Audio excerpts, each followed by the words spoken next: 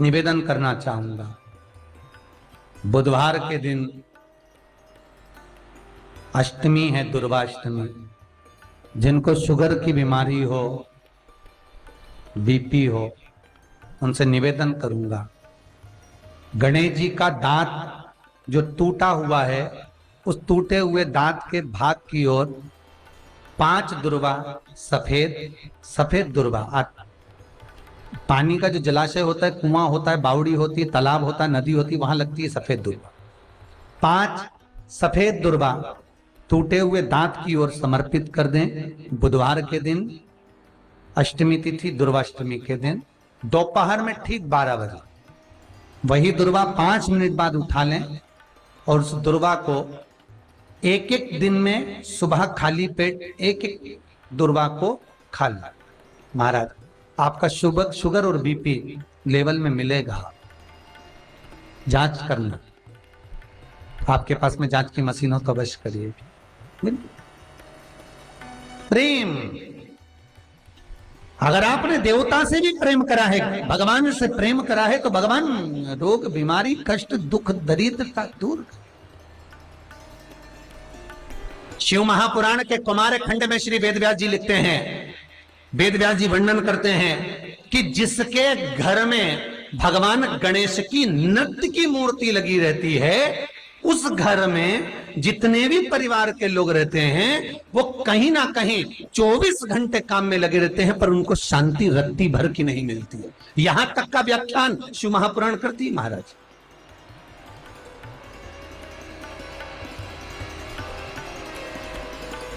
लोगों को शोक चला, गणेश जी ढोल बजा रहे हैं, वो मूर्ति का फोटो घर में लगा दिया, घर में मूर्ति का फोटो लगा दिया कि गणेश जी ढोल बजा रहे हैं, गणेश जी नाच रहे हैं, वो मूर्ति का फोटो तुरंत घर में लगा दिया।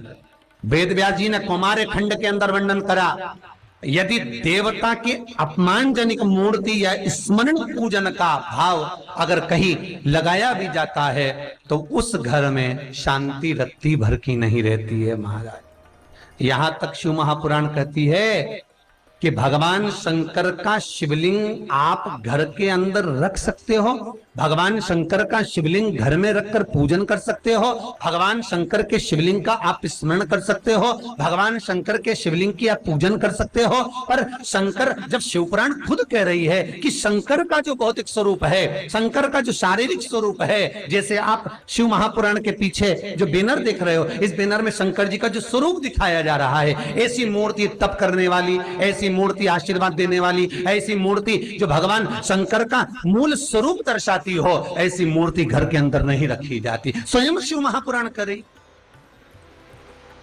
फिर वो मूर्ति छोटी हो चाहे बड़ी हो, फिर वो मूर्ति कितनी भी बड़ी आकृति की हो, शिव महापुराण की कथा कहती है, हाँ, शिवलिंग जो भगवान शंकर का एक मूल बिंदु है, भगवान शंकर का एक मूल बिंदु विराजमान है, भगवान शंकर का एक मूल बिंदु का निर्माणित है, वो शिवलिंग।